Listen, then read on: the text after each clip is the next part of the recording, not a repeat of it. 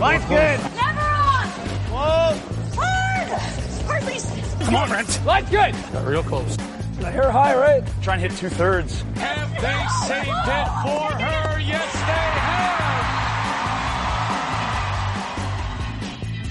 have. Ooh, welcome to Game of Stones, everybody. I am Sean Graham Scott, alongside, as always, hello, Scott. Sean, we had a thunderstorm today. Yeah. What month is it again? I think it's still February. Yeah. Weird that. Oh, boy. Anyway, that was weird. How are things going? Things are going good. It is very weird here in the nation's capital as we record this on Wednesday evening. We did have some thunder earlier today. The temperature has gone from plus 15 to minus 10 or something. Very windy outside and just a strange day here. But, Scott, we don't think about the outside.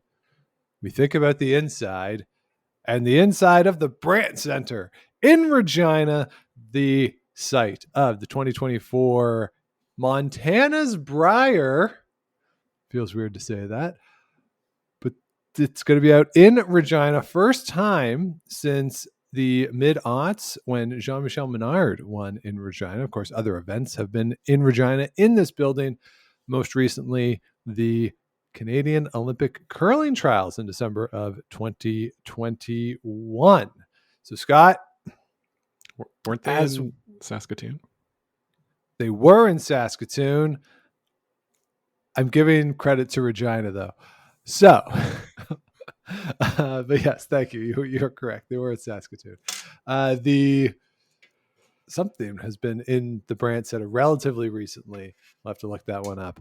Anyway, I like the Brandt Center. It's a good setup because there's like a convention space right next to it. So you can go from inside the arena to the patch without going outside. That is a wonderful thing. When the Scotties was there in 2008, I think it was, I was able to go to a few of the draws. Really like that setup, that you didn't have to go outside, especially in February in Regina. So there you go, Scott. So what are you most looking forward to here at the 2024 Brier?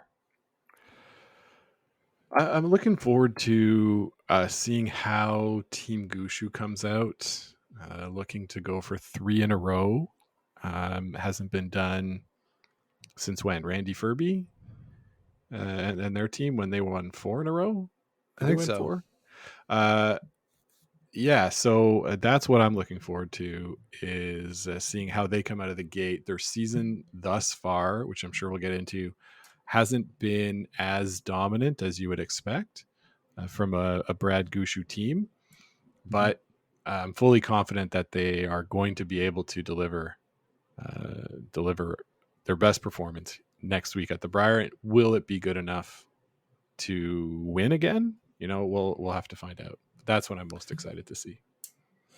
Yeah, I agree with you. I think I'm excited to see how they're going to come out. And just looking at the Scott, 3 in a row for Randy Furby, 2001, 2, and 3. Lost, of course, the 2004 final to Mark Dacey before winning again in 2005.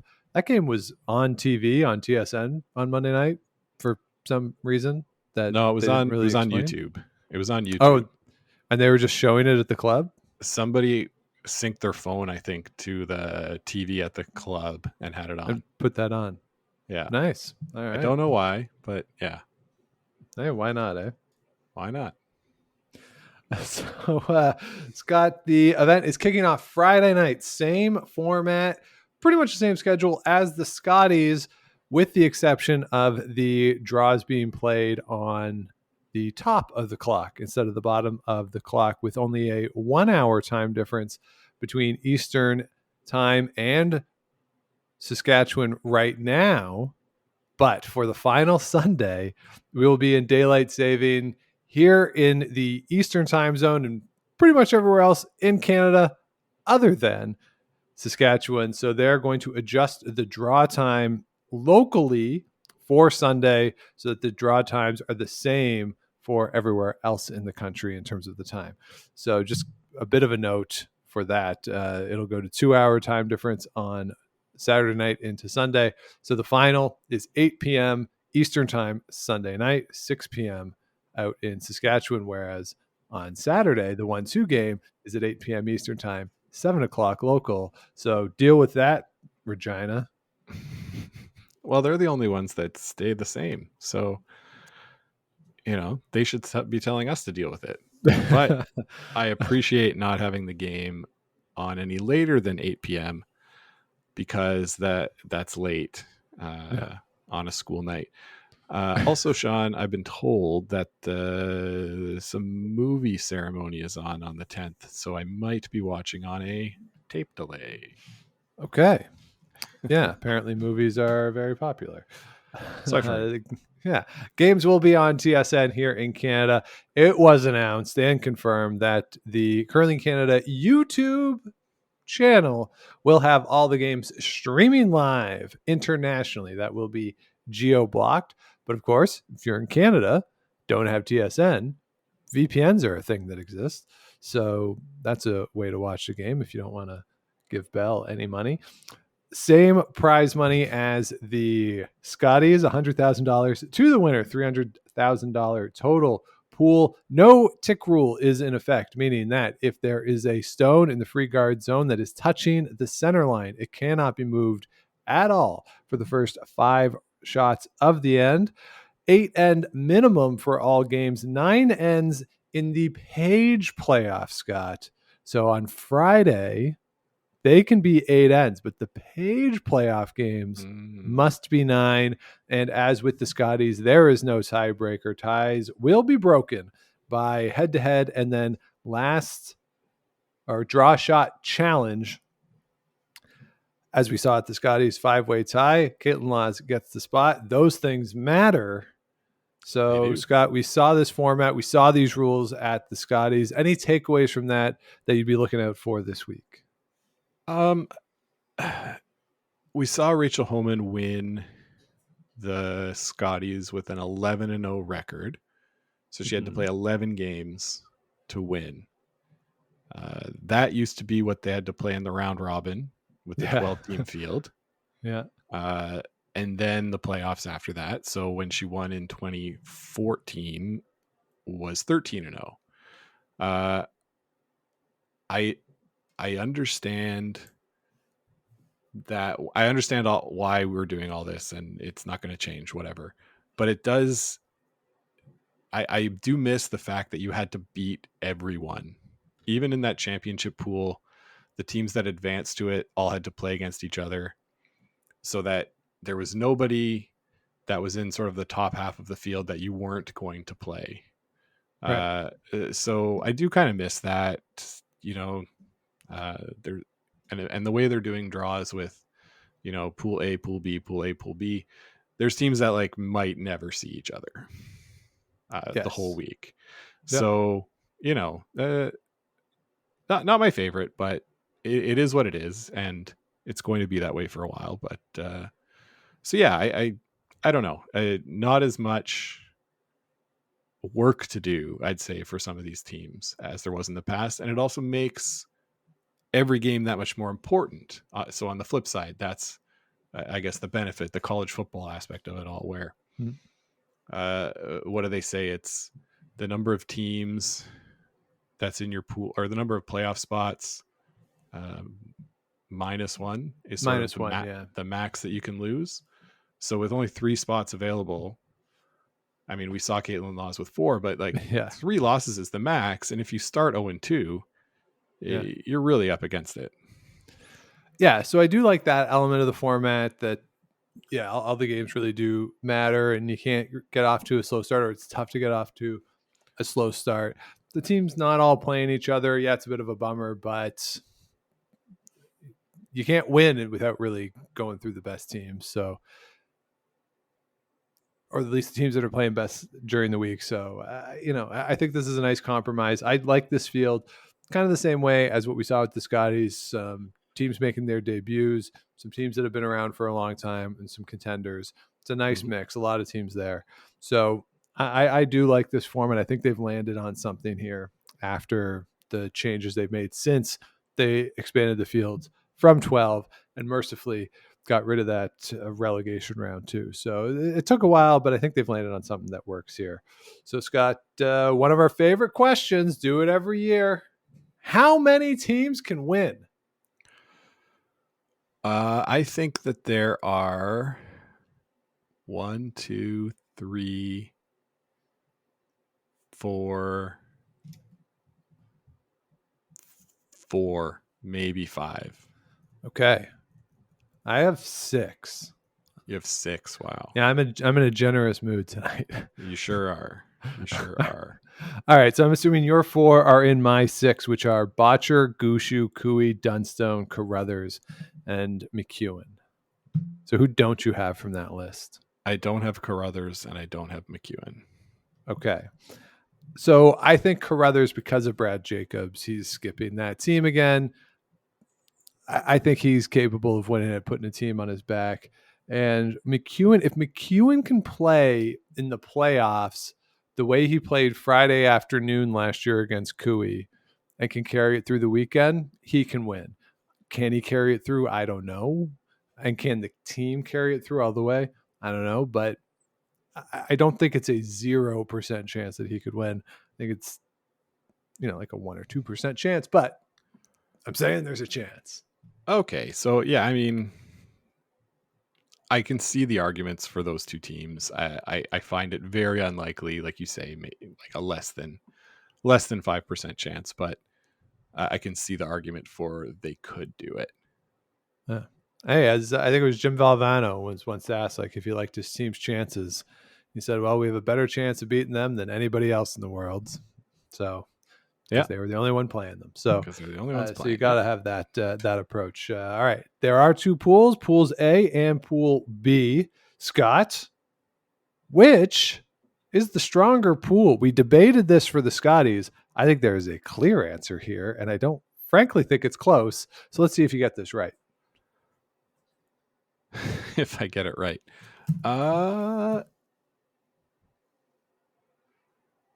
Yeah, I think it's Pool A is the better pool. I think so. I think it's a question. No, I think it's pretty clear when you look at the rankings for them, and what they've done is just taken the CTRS rankings, put them in order, and divided them based on a formula that, in theory, would have even pools. The issue is that you jump in just the teams who are here from British Columbia and Catlin Schneider, who is the 15th ranked team in the country, down to Quebec and Team Tremblay, who are 26th, and then to Matthew Manuel in Nova Scotia, 30th, and then to James Grattan at 31. And just the way it breaks out, that you have such a significant gap between the 5th ranked team in Pool A and the 6th ranked or the 5th ranked team in Pool B. And the same thing happens down going from Northern Ontario and Trevor Bonneau to Tyler Smith. So you just have these big gaps there, and Pool A, ranking wise, is much stronger. Yes. And they talked about all the methodology for how to get them together, trying to, I don't know, there's a lot of graphs in the media guide and all that stuff, but they did not, they seeded everybody 1 to 18 and they did not shuffle. So it's Pool A is 1, 4, 5, 8, 9, 12, 13, 16, 17, and Pool B is 2, 3, 6, 7, 10, 11, 14, 15, and 18. And this within those rankings, just some significant gaps between them. So it is what it is. Pool A is stronger. Pool B, let's not complain about the TV draws. All right, let's just put that out there when it's Pool B. I think there will be a battle for that 3rd spot in Pool B. Maybe one of someone outside the top 4 can come up and fight for that, but we'll see. All right, well, Scott, let's get into it then, and let's start with that Pool B, since you just mentioned that the challenge for the 3rd playoff spot could be something. As we like to do here, we'll go in my power ranked order of the team. So we will start with the defending champions out of Newfoundland and Labrador. That is, of course, Brad Gushue, champion of the 5 of the past 7 Briers have been won by Brad Gushue, going for his 3rd in a row and 6-8 here. 21st appearance for Brad Gushue, 20th for Mark Nichols, 15th for EJ Harnden, and 13th for Jeff Walker. Scott, they combined have already played in 65 Briers between the 4 of them. That is a lot of experience. Yeah, and they've got 5 Briers each, except for EJ that has 2. Not bad, eh? No, I think that's a tied record. That's pretty good, yeah. Brad with 5 as a skip, I think, is the number 1 ever. Yeah. So yeah, pretty darn good. Darn good. Not too shabby. They went 10-1 last year on the route to the championship. Scott, do you know who they lost to last year? Yeah. Oh, I do. It was in not draw expected. 3. This is bad podcasting. What is it, Sean? Mike McEwen, Team Ontario, 6-4 there in draw number 3. Beat Matt Dunstone twice in the Page in the 1-2 game and in the final. On the season there, 35-14. Won the Pan Continental Championship as well as the Kurizawa Championship semifinal at the Canadian Open back in January. That was their last time playing competitively. Last year, Scott, they played 11 games. 5 of them required the team to throw all 80 of their stones. 6 of them ended early. Now, that is somewhat skewed. A couple of those games did play into the 10th end, and Brad didn't have to throw his last, or a couple times didn't have to throw at all.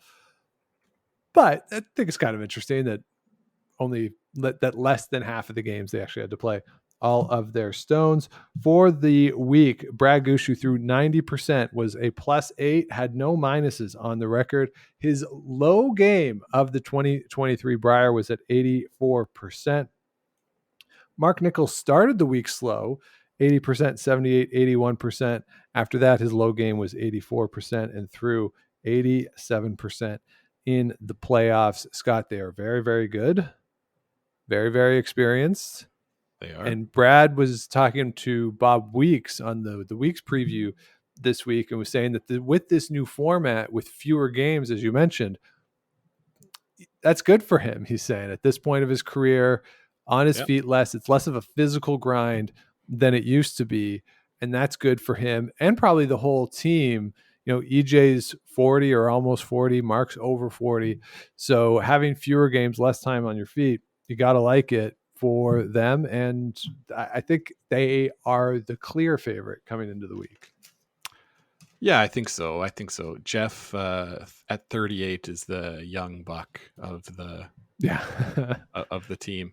I think they're the clear favorite. Like I said, they haven't been great this year on tour. I mean, you would go down the numbers there, 35-14. Good hammer efficiency, all that. They just haven't been winning those playoff games at the slams as much as we may have gotten used to in years past. But it's really going to be hard to bet against this team again. Though winning 3 in a row is pretty hard. Yeah, absolutely. Absolutely. And one of the teams that's going to be getting in their way is Alberta. Kevin Cooey.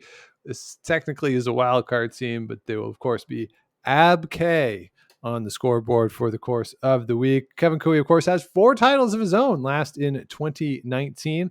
They went 7-2 last year. Jacques Gauthier is on the team. He skipped British Columbia last year to a 3-5 record.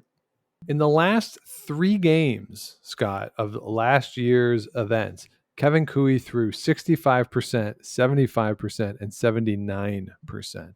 Those are not Kevin Cooey type numbers. So I looked, well, maybe it's partly the conditions and the setup. Maybe, but Tyler Tardy threw 83%, 84%, 88% in those games. Now, he was a minus at 88% because Ryan Fry played out of his head in that Friday afternoon game. But you saw Kui last year towards the end of the week drift a little bit. This season, 43-23 with a hammer efficiency of 43%.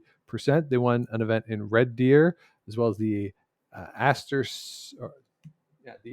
Safety Challenge, or Aztec Safety Aztec. Challenge, excuse me. That was a really good event. A lot of great teams were in there. They didn't do great at the Alberta Provincials. They did get into the 1-2 game, lost that to Aaron Slachinski, lost to him in the final. And because Curling Canada has a sense of humor, don't say they don't, the first game, Friday night, Aaron Slachinski against Kevin Kui. That's going to be the TV game. Yeah, even with usually it's Team Canada gets that TV game. They're the ones that we want to focus on because we know that they're back. But who is Brad's first game? I forgot. Just a second. I've got it here.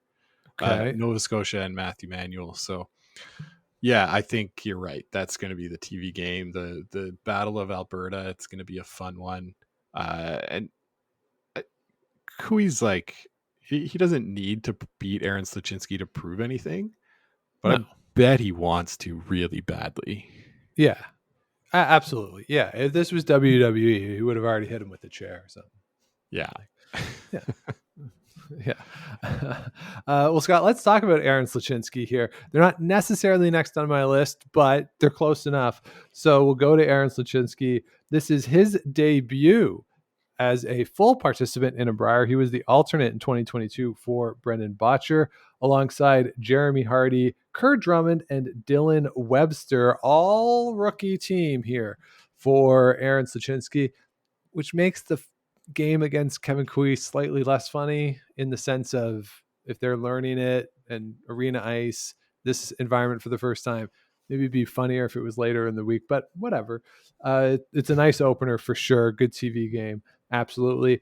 If you recognize the last name Drummond there for Kerr, that's because Greg Drummond is his brother.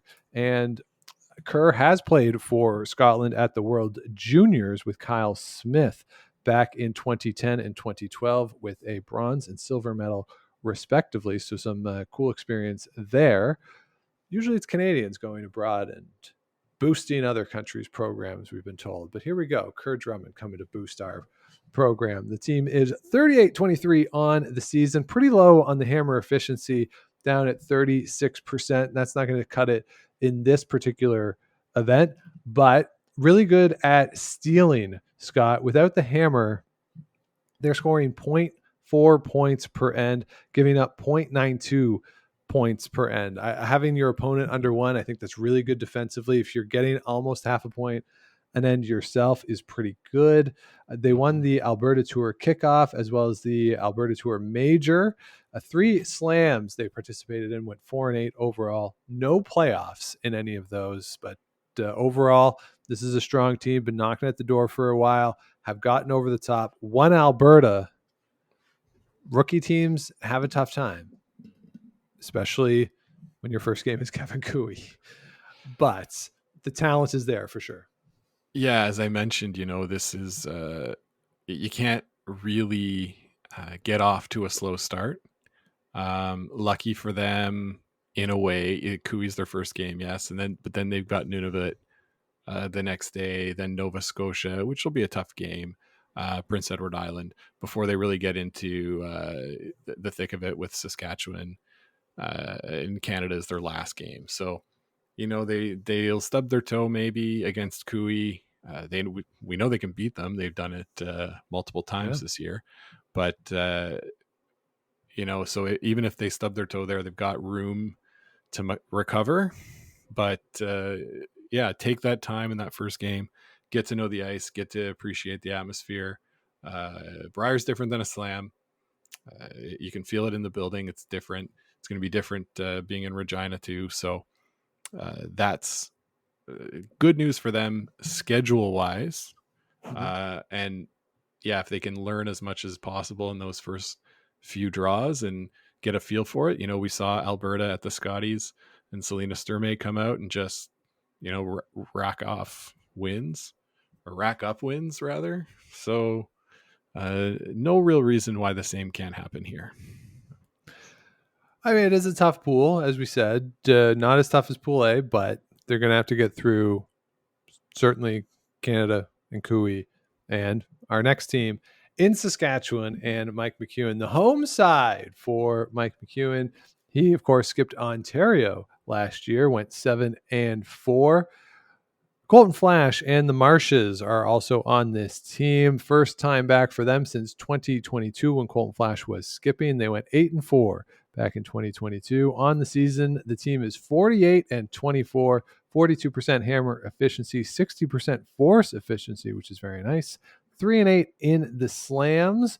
They lost the semifinal of the Tier 2 Tour Challenge. They went undefeated through the Saskatchewan playdowns. Scott, as I said off the top, Mike McEwen has the ability to play with any of these people. The issue that he's had in pretty much every major event, the reason he's never won a Brier, even in the trials, I know he was 4 feet away, a heavier draw away from Kevin Cooey from going to the Olympics, but it's always been in those big games just marginally, right?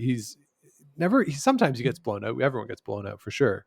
But in those playoff games that he's lost, it's really been on the margins and not getting a roll or coming up 3 feet short on something, right? That's where it's been for him. He's never really been able to close.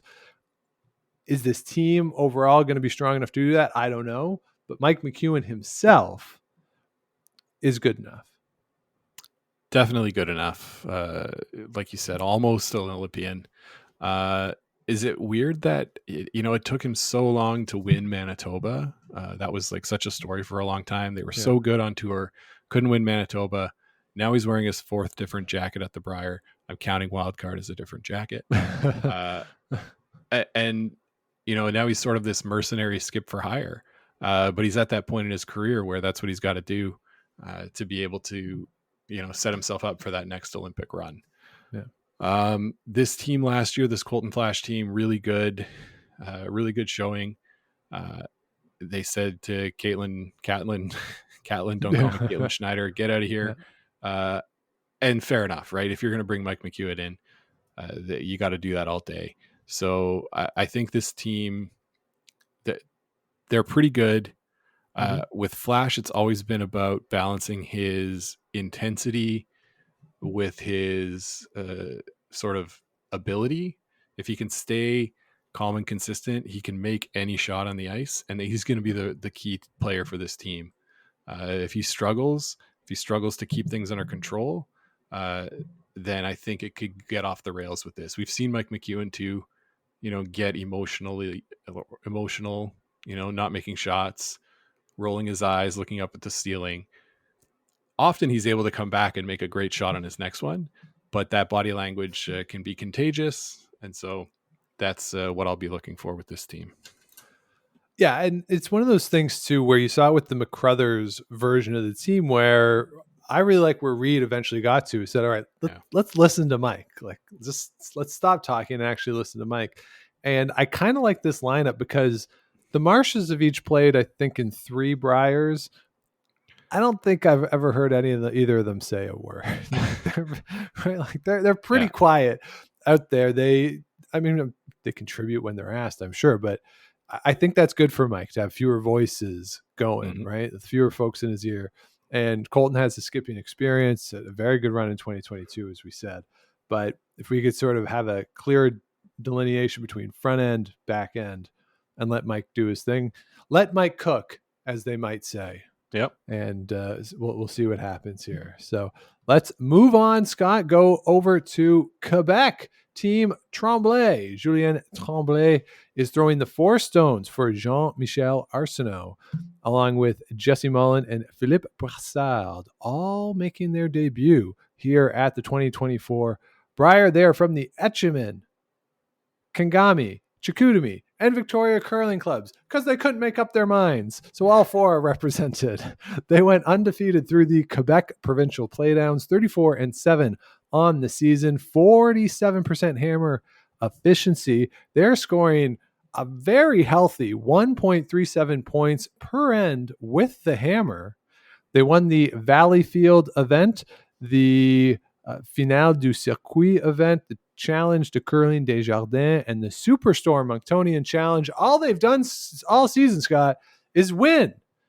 They just keep winning events. Now, they're not the big major events with superstar fields, but if you believe winning is contagious, this team has had a winning snowball going really since the mid part of the fall. Yeah, like really just rolling, like you say, and that snowball's picking up speed and picking up mass as it goes down the hill. I think this is one of the teams that I'd look as a dark horse to jump up and get that third playoff spot, just based on how well they're playing. I watched them play in the Quebec final against Felix Asselin, and they just sort of had him all game, just putting pressure on every shot. It was really, really good to see. They're a young team, if I'm not mistaken, just in their early 20s. So, it'll be a big, exciting event, but they played at U21s and the like. So it won't be totally new, but the Brier is the brighter lights for sure. But yeah, I think this is a team to watch. This is one of those dark horses that can come up and nip the favorites in their heels. Yeah, and when you talk about the schedule, I think they have a nice schedule. They start with Northwest Territories, then Nunavut, then they get Gushu and Kui, and then those games that you figure they're going to need, right? If you tee them up and say, oh, well, if they're 2-2 after those 4, then you get Smith, Sluchinski, Manuel, McEwen. That's how you finish. And for rookies, to give them that chance to learn the ice, get into it, get a feeling for the setting, so that later in the week, the games that you would expect to be the difference for them between qualifying and not qualifying, it's good to have those later in the week. Yeah, you're right. It's going to be important for them to get out to a good start. But yeah, I think this team can hang with anybody. It'll just be about putting it all together at the right time.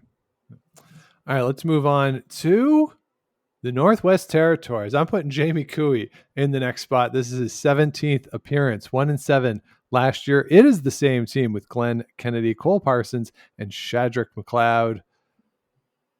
9-4 on the season. They lost the final of the Alberta Stadium Curling event, number 3 curling.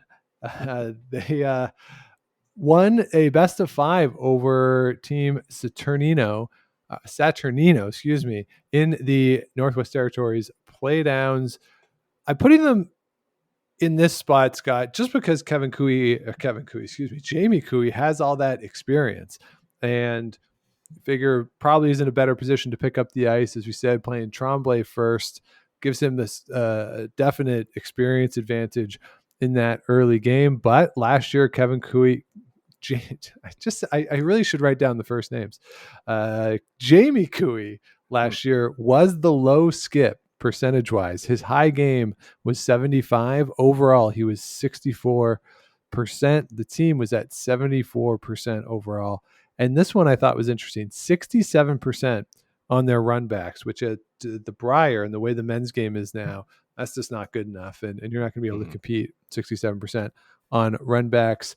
Gave up 14 steals for a total of 22 points. But if you're looking for optimism from last year for Jamie Cooey, they did win 4 draws to the button. So they did start the game with the hammer 4 times. Yeah, and I think a lot of that low percentage for Jamie is got to be due to him facing a higher degree of difficulty on the shots, especially with that run back number. When your team's not able to keep things clean in front of you and give you those easy shots, then yeah, the skipper's got to pull it out, and it's a lot harder as I can attest to sometimes. But yeah, this team, we saw Jamie Cooey, it was 2012 when the Brier was in Saskatoon that he made the playoffs, I think, or the championship pool. No, it was playoffs then. Yeah. He made the playoffs. Played the 3-4 game, yeah. And so maybe that Saskatchewan magic, is found in that old corn broom somewhere or whatever they say, that maybe they can do it. I'm not optimistic, but it's always fun to watch Jamie Cooey play. All right, let's move on to the Islanders. Tyler Smith from Prince Edward Island. This is his 4th appearance. 2-6 in 2023. Went 1-7 in 2022. Same team for the most part, with Adam Cox at third, Chris Gallant at second. Ed White is your lead. Chris Gallant is the new player on this team. He was the second for PEI in 2018 with the great Eddie McKenzie. So he has some experience. Overall on the season, they are 18-9. They won the PEI Brewing Cash Spiel. Still haven't been invited to that, despite our pleas at the Scotties preview. Last year, Scott, in the 8 games, gave up 15 steals against. Only had 8 multiple scores himself. That's not good enough. And they did beat New Brunswick and Mike McEwen. That Mike McEwen game was an upset. Thought at the time that would kick Mike McEwen out of the playoffs. It was relatively early in the week. But one thing that I thought was interesting, in those 8 games, they had 9 blank ends, 4 of which they had the hammer for. Matt Dunstone and Brendan Botcher each had 19 or participated in 19 blank ends. Some teams had none, and we'll get to that. But we've talked about it before. When you have or are playing against a team that is better than you in whatever way, whether it's experience or better reading the ice, know the ice better, it's beneficial to you to keep it wide open. And for Tyler Smith last year, by giving up 15 steals, only getting 8 multiples, he wasn't strategically keeping it clean enough that he can blank when he needs to, maybe get a skips deuce, but also he was taking enough risk to be giving up 15 steals. That's not a good mix. So something's going to have to change for him this year, I think, in the way he's calling the game if he wants to be more successful. Yeah, I think I think that's true. And I think acknowledging your bailout point is probably earlier than other teams. Yes. It's something that we see it at the clubs when we go play around this time of year, when things have been on TV and people are like, oh, well, let's start playing like we see on TV. Yeah. I think it can be like that too. Maybe if you get to the Brier and you're like, oh, well, like the fans want to see these kind of shots. Yes, that's true. But you're not necessarily as skilled. So you need to take the bailout earlier, make sure that you have a shot at the end. These teams are all really good, and they're going to make it hard for you to have a shot at the end. So making it as simple as possible at the beginning to ensure that is your best way forward. It's not as fun to watch. It's not Suzanne Burt out of Prince Edward Island, but it's where they are right now, and I think where they need to be if they're going to improve on their record from last year. Yeah. Also, if you're curious, go to Curling Zone and take a look at Tyler Smith's photo that they still have for him. He looks like he should be at your front door offering to or trying to sell you cookies as a fundraiser. That's what his photo looks like, even though he's a grown man now. All right, Scott, let's stay in the Maritimes. Go to Nova Scotia and Matthew Manuel, 3-5 last year at the Brier alongside Luke Saunders, Jeff Meager, and Nick Zacharnook. This is the same team as last year. Kim Kelly alongside as the coach. Overall on the season, they are 26-17. They went undefeated in the Nova Scotia Provincials, beating Owen Purcell 3 times over the week. At the Superstore Monctonian event, they happened to play the teams that are now Quebec and PEI, going 1-1, losing to Quebec, beating PEI. Little concerning going into this week for them. They did not start the game with the hammer. They went 0-8 in the last rock draw last year, and they had a couple close games. Lost 5-4 to Kevin Cooey, 7-4 to Tanner Horgan. If you can start a couple games with the hammer, those are two close games that if you flip, they would have been in a tie break. Of course, this year with no tie break, if you don't win any last rock draws, you have no chance. But that's one area that they could improve, and they were playing close enough games that could flip a game or two. Yeah, definitely. That's a big factor, right? When we look at teams that win, having the hammer is like a statistically significant advantage. And as you said, with no tiebreakers, it becomes all that more important.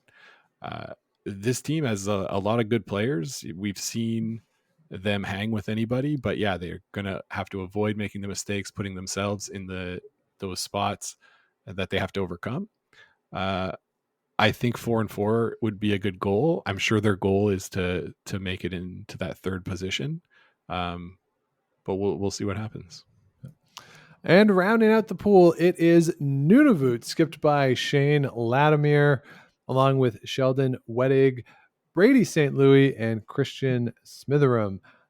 The middle two, Wettig and St. Louis, are the same as last year, a team that got a win in draw 2 against Nathan Young, 1-7. They also threw all 10 ends, all 80 shots in draw 6 against Tanner Horgan.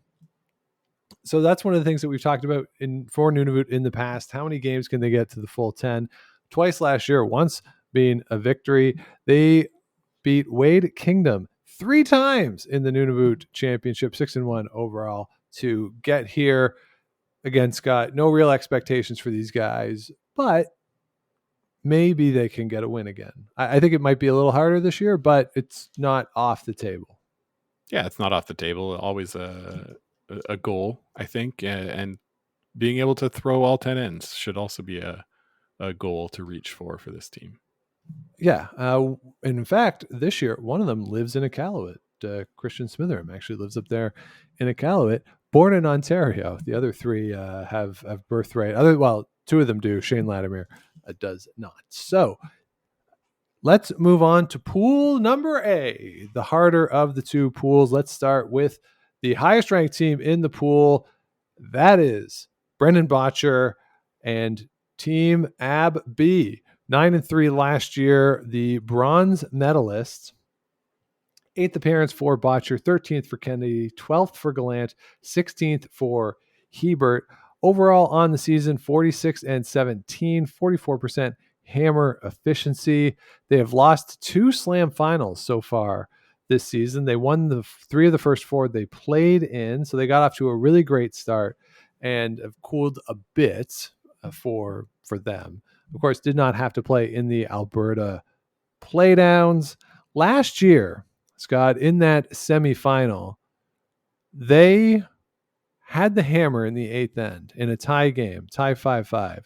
They blanked 8 and 9, then gave up a steal of 2 to lose that game 7-5. I know having the hammer is a big advantage. I get that.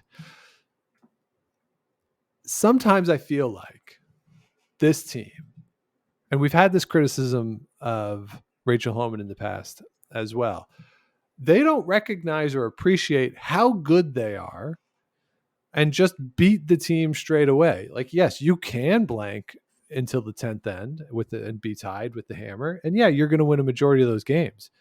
You're also just as likely to score 3 and steal 1 and the game's over in the 9th. Like, that's how good they are. And sometimes I feel like Botcher, Homan, teams that have the ability to just play out of this world better than everyone else in a field don't appreciate that or don't understand that sometimes and play a little too conservatively.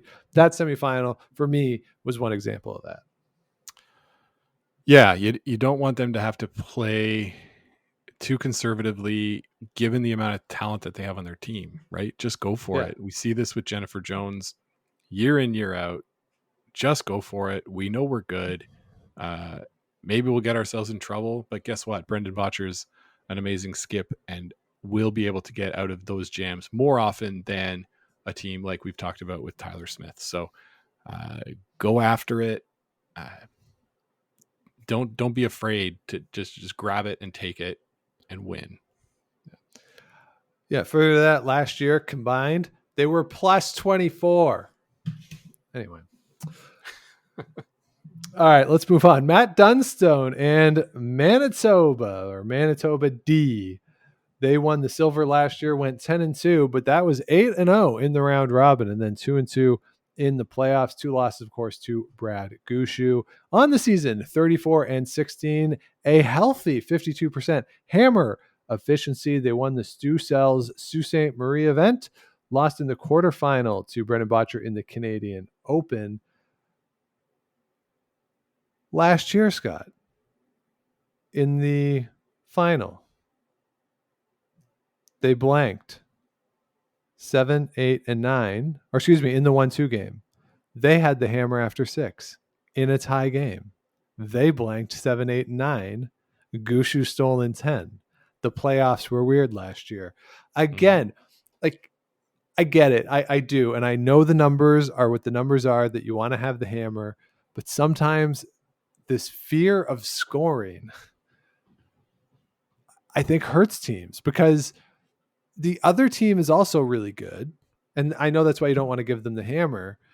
But if they're giving you some opportunities, they're pushing because they want to force you or steal, you then have an opportunity to get a deuce. Like, sometimes I just feel like they're too conservative overall. In the final last year, Colton Lott was the low man in the game, down at 75%. EJ Harden was at 86% in that game.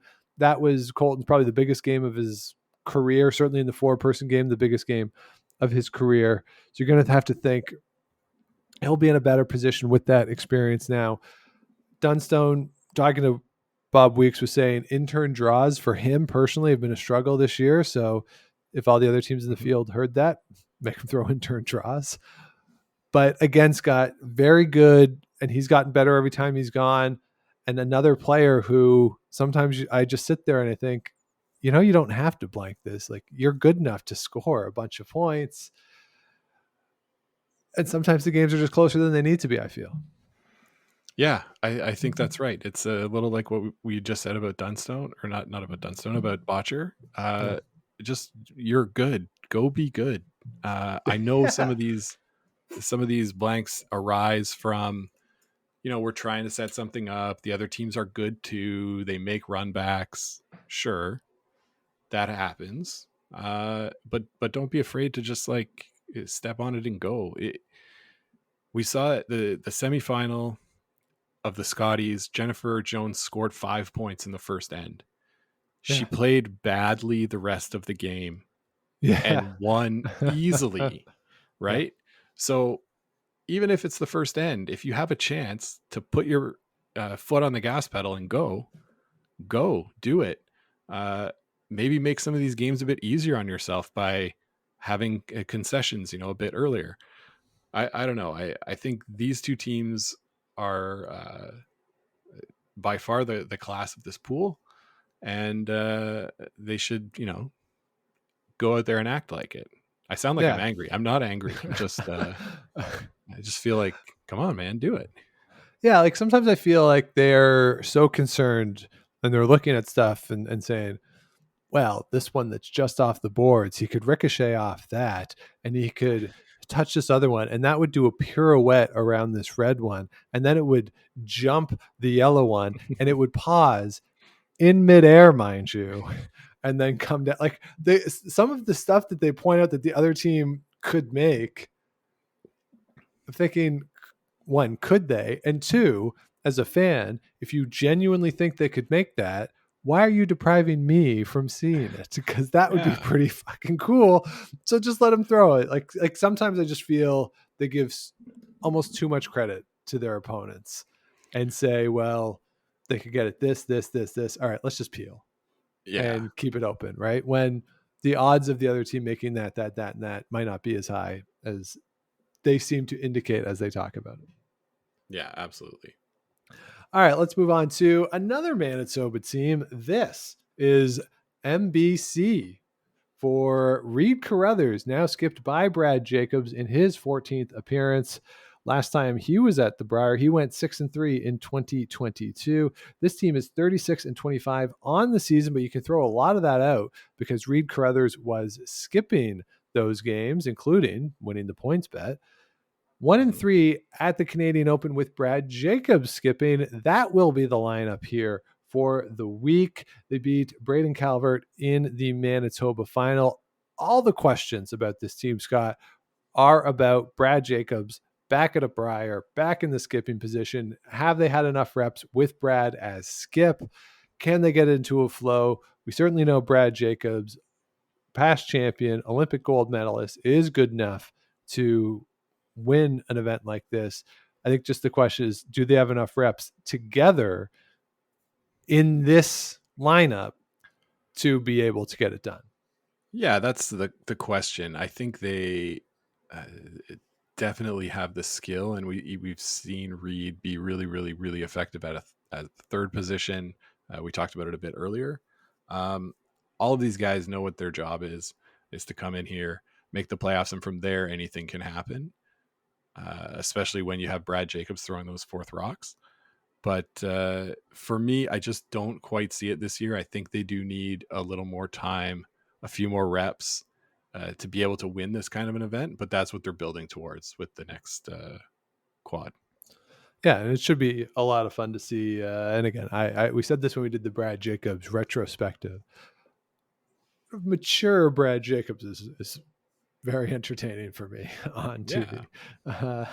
And him and Reed together should be a good combo. I haven't seen much of them so far this season. Even when Reed was skipping, I didn't see a lot of those games. So it'll be interesting to see how they work together. Mm-hmm. Let's go, Scott, to another team with a lineup change, that being your Ontario champions. It is Team Howard, but according to the media guide, Scott will be skipping this team. Dave Mathers moves to third. Glenn is listed as the second with Tim March at lead, but Matt Cam is going to be there. Glenn, of course, was injured during the Ontario Provincials, did not play. So Matt Cam is there. He, of course, has experience at the second position at a Brier if Glenn can't answer the bell at all or for all of the games. That'll be kind of an interesting dynamic, given that Glenn's forte when he was at his peak wasn't really the high hard ones. It was the board weight hits. That's what he was so good at. So having him come in at second, if he's going to play, that will be interesting to see. They went undefeated through the Ontario Provincials as a three-man team, beat Jaden King 8-7 in the final. They won the Penticton event. That was a good win for these guys. But Scott, this is the question for this team. Will Glenn play? How much will he play? And how does Scott do shifting into that skip position? Well, I don't think Scott will have any problem with the shift to skip. He's done it a few times before. He's been very, very good at it, won a lot of big events. So I don't see a problem there. How much will Glenn play? I feel pretty sure that he's not playing every game, like 100%. If so, you say he's listed at the second position, hey? So Mathers will play third, and Matt Cam will come in at second. That's what they have listed, yeah. That it kind of makes sense, given that Scotty and Dave and Tim have all played together for a long time. Matt Cam has also been a third at the Brier and been a very excellent third at the Brier with John Epping. So I don't see that it will hurt them in terms of skill. I think Matt can bring a lot to this team in terms of what he can do.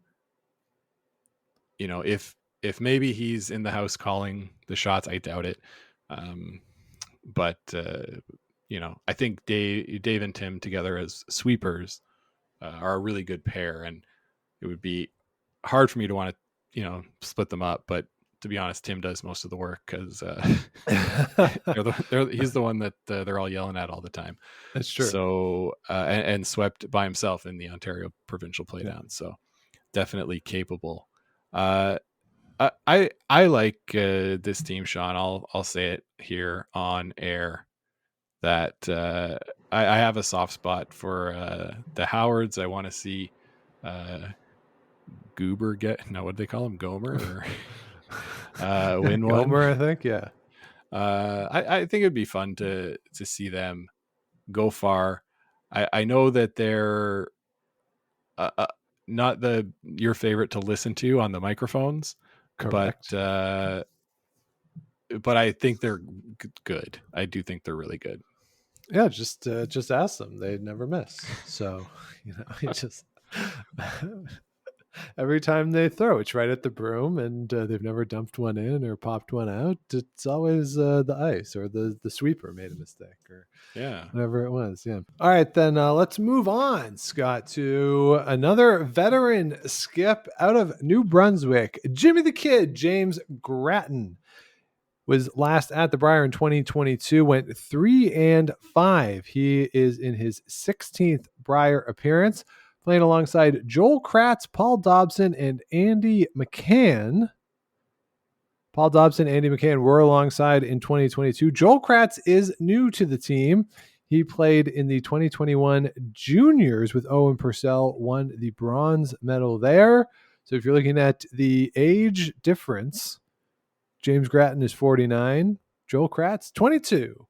Dobson and McCann also in their 40s. So Joel Kratz, the young guy, coming in on this team. 30-10 on the season, 37% hammer efficiency. Going to have to be higher for them to have success here. They won the Mayflower Cash Spiel and went undefeated through the New Brunswick Tankard. I do like what they do without the hammer, Scott. Even if their hammer efficiency isn't great, they are giving up 0.8 points against per end without and scoring 0.52. So only a difference of 0.3 there when they don't have the hammer. So you got to like that for James Grattan.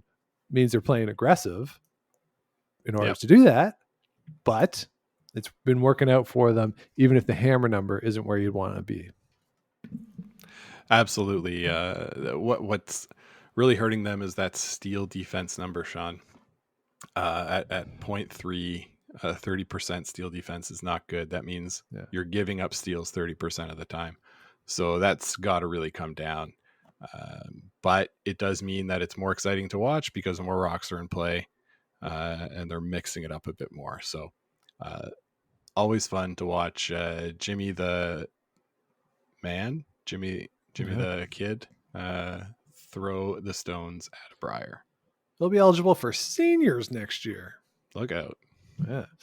All right, Scott, let's head out to the left coast and British Columbia. It is Catlin Schneider, his fourth Brier, last time in 2022 with Colton Flash, went 8-4. He is alongside the team of Jason Ginter, Sterling Middleton, and Alex Horvath.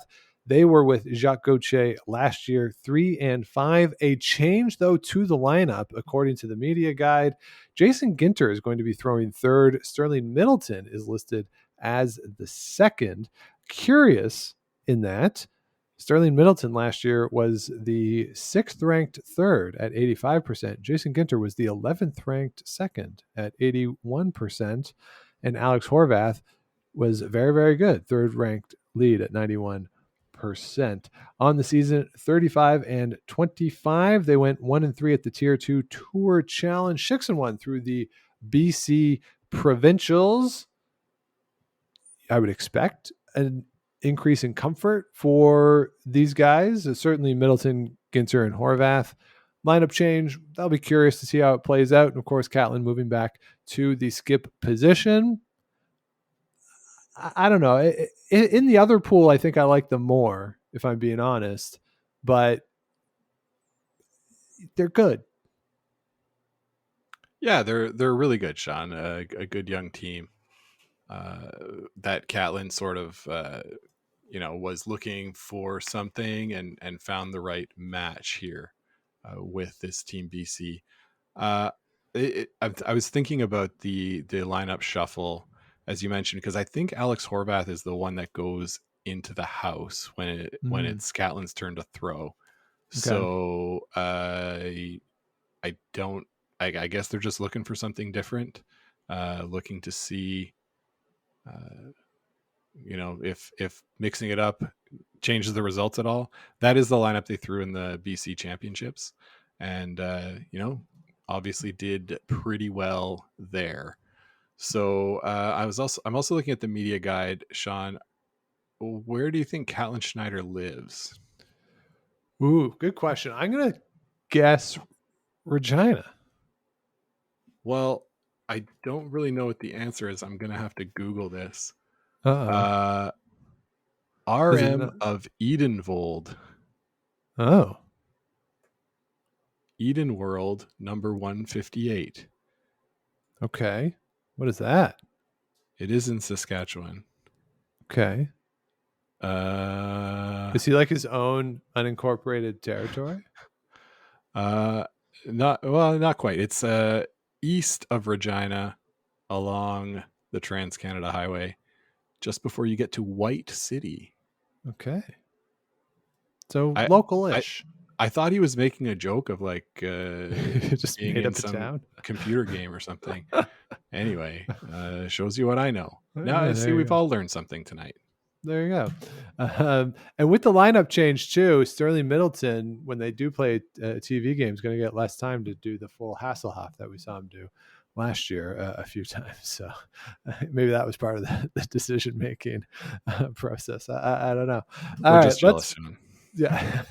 All right. Let's move on to Newfoundland and Labrador. Andrew Simmons back after his first appearance in 2019, where he went 0-7, alongside the debuting Colin Thomas, the debuting Stephen Trickett, and the debuting in the Free Rock era, Alex Smith, making his second Brier appearance, last time in 1989. The Newfoundland team, skipped by Lauren Henderson, went 7-4. Alex was on that team. He also skipped Newfoundland at the 1985 Junior Championship, going 6-5. So, Scott, I have a couple questions. I mentioned the 1989 Brier. Yep. Where 7-4, finished third place. Who won the 1989 Brier? Ed Wernick. Pat Ryan. Good confidence though. Beat Rick Folk in the final. It didn't. Oh, Wernick was 87, I think. Anyway, sorry. All right. Also mentioned the 1985 Canadian Junior Championship. I will give you this clue that Kent Scales lost the final. To whom did Kent Scales lose the final of the 1985 Canadian Junior Championship? Kent Scales, eh? Yeah, Kent Scales. Oh, how could I not know this? I'm gonna say Mark Dacey. Okay, no, a young upstart who similarly went on to a not well known curling career by the name of Kevin Martine. I believe I'm pronouncing that correctly. So Scott, I thought he was too old for juniors in 1985, to be honest. Well, I mean, we can relate to having lost most of his hair. I think probably, or lost some of it by then. Yeah, absolutely. Simmons and his team 15-4 on the season, beat Greg Smith 7-5 in the Newfoundland final. They have not played in a major event off of Newfoundland so far this year. Scott, is this the time for Andrew Simmons to get his first win skipping at a Brier? I think so. Yeah, I think they've got a good chance with a couple of the teams coming up in the Brier or in the pool. Or have we talked about everybody? No. I think they've got a chance to get their first win here. His first win at a Brier. I think that'll be a really good story. We'll definitely see some shots of the lead at the Vic essay at the end. It's got to be a Vic essay. It has to be a Vic essay. Yeah, got to be in there. Like you say, the first time with the free guard zone in play, all that kind of stuff. So, pretty cool. All right, let's move on to Northern Ontario. Trevor Bonneau, along with Mike McCarville, Jordan Potts, and Curtis Bird. Mike McCarville, the only one on this team who has played in a Brier. He was the third for Jeff Curry in 2014. That team went 2-9, 34-15 on the season, 37% hammer efficiency. But Scott, they won the Thunder Bay Major League. So that's a nice little feather in their cap. Beat Tanner Horgan 7-5 in the Northern Ontario final. Not that you would know that because you had to look for Mike McCarville's hand to know who actually won the game, but it is what it is. Scott, for the season in those 49 games that they've played with the hammer, they have a blank percentage of 19%. So they are blanking in just under a fifth of all the ends that they are playing with the hammer. Not the most entertaining approach, but in this field, if they can keep it open like that, other teams are going to, you would hope, try to put pressure on them. But as we talked about earlier, Botcher and Dunstone, they're not afraid of blanks either. So if these guys can keep it open, keep it close, you probably have a shot at the end of a few of these games. Yeah, for sure. That's the advice we gave to Tyler Smith, and I think these guys sort of know what they are and will take that approach. Been in the game for a long time. Mike McCarville, I'm seeing here in the Canadian mixed and under 21 championships, played on Northern Ontario team with Joe Scarf. Oh yeah, which I believe is his wife Krista's maiden name. So yes, you would think that would be his brother-in-law.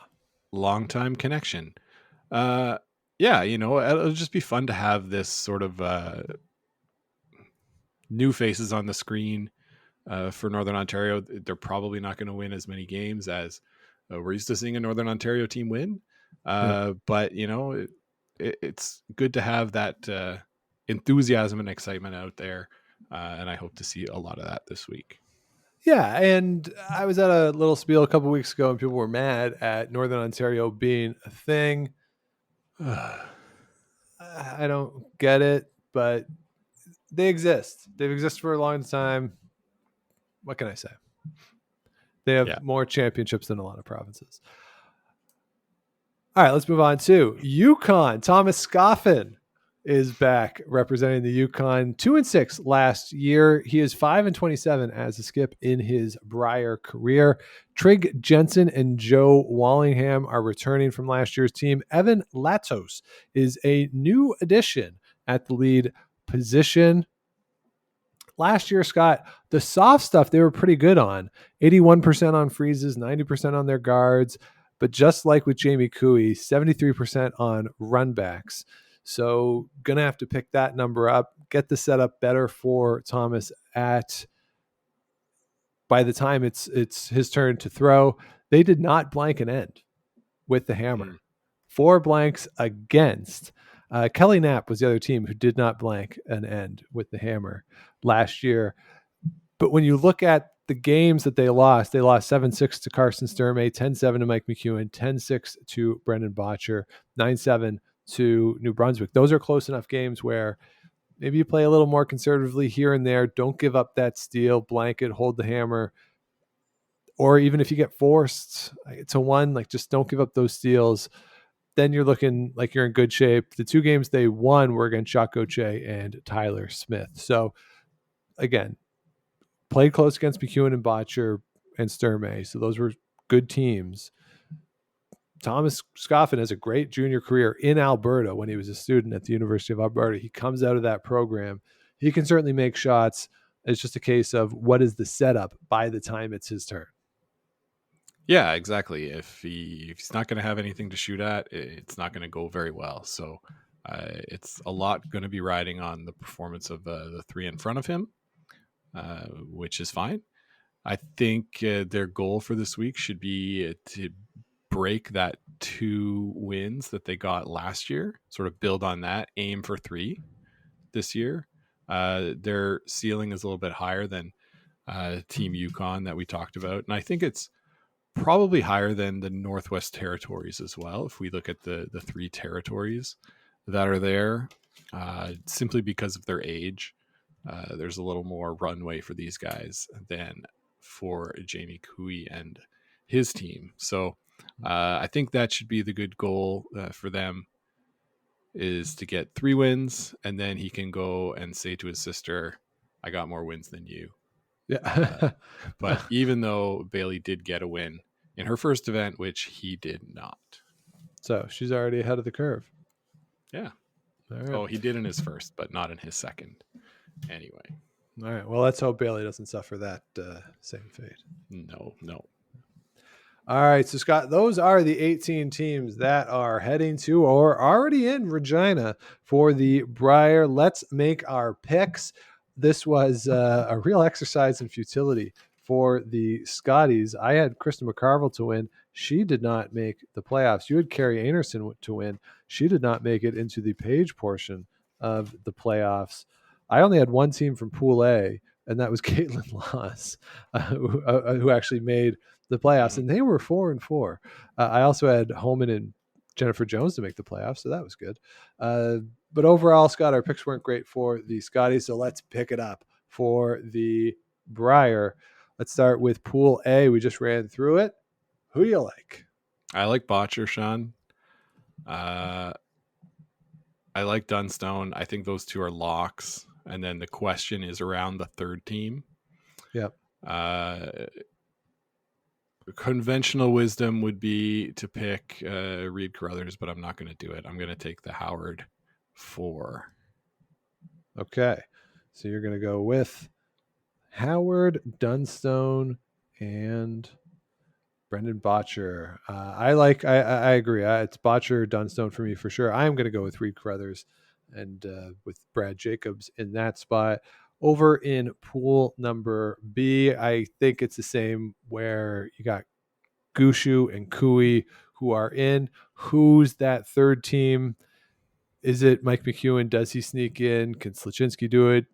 Is there a chance for this rookie Quebec team, Matthew Manuel, making some improvement over last year? I think the other three are long shots. Although Jamie Cooey, as we said, has made the playoffs before, but I'm going to go with the experience, as I said, off the top. I'm going to go with Saskatchewan and Mike McEwen as my third team there. Very chalky in Pool B. Scott, what do you got? Yeah, so I got Cooey and Gushu, like you said. My next pick comes down to the fact that I don't think any of the other teams can win the event. Okay. So I might as well pick fun and pick Team Quebec to jump up and make it into that third playoff spot. Maybe it's on Draw Shot Challenge at 5-3, but they've just had such a good year. I want to ride that hot hand. All right. And of course, the big question, who wins the 2024 Montana's Brier? I think that it's Botcher's year, Sean. That team is so good that that's what I'm feeling right now. All right. So I'm going to go with Matt Dunstone. He's made incremental progression each year from 3-4 game and then getting into the semifinal, and last year into the final. This year he gets over the top. That continues to take that next step forward. So I'm going to go with Matt Dunstone, and a part of me hopes that he wins it on an intern draw, and that was all just a ruse. Put that information out there.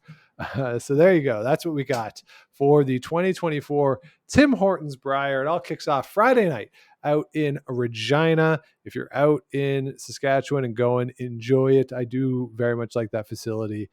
I like the concourse area, the way it's all set up. The upper deck, as much as it's an upper deck, is pretty good sight lines for curling, as does the lower bowl. So a really good setting. And as I said, you don't have to go outside for the patch, assuming they're using that space. So hopefully everyone out there has a very good time. Mm-hmm. We know we will. And we'll be alongside watching it all with you. So if you have not yet, please do subscribe to the show wherever you get your podcast, like, rate, comment, all that good stuff. Helps other people find the show, keeps us going. GameOfStonesPod.com, all of our past episodes, plus a link to the merch. And we're on all the socials at Game of Stones Pod, Game of Stones Podcast on Facebook. And if you want to reach out, it's Game of Stones Podcast at gmail.com. And of course, please do check out our Scotties recap, which we recorded nearly live at the Ottawa Curling Club this past Monday night after our game. Scott, the weather, as we said off the top, is crazy right now here in the nation's capital. And with the curling season for us, the rec season starting to come to a close, as a meteorologist and a former ice guy, how much does the weather actually affect what's happening in the club, and how much of my misses are attributable to the weather? Well, I think that the ice makers do a really good job. Okay, are they done listening? I think a lot of it has to do with the weather outside, but mostly it's like it's the humidity. And so when it's cold, the air just can't hold that much moisture. So it's better conditions for making ice until you get to a certain threshold where it's actually too dry and the ice starts transpiring up directly. It's going from solid to a gas without that liquid phase in between. But something that happened quite a bit when I played at the Vancouver Curling Club is that there was a underground river that went below the club, and if the temperature got too warm, you could see it like the temperature underneath the sand base was varied from portions of the club. So it was just like a really strange thing, and it especially happened in the springtime as the snow melt started and things got a lot rainier. Just really crazy. So the weather can definitely do some things to the ice. It wasn't a factor in us being terrible. Though. I don't know. I only heard the first part of that. So there you go, everybody. According to our professional meteorologist, all of your misses are because of the weather, and blame the ice guy. So there you go. Just that simple. So there you go, everyone. If you're playing, coming to the end of your season, enjoy it. It'll be warm and you'll be out before you know it. So really enjoy those last few games, and of course enjoy the Brier, and join us as we talk about it all over the course of the week. But until then, keep those brooms on the ice and don't dump that intern. Make the final.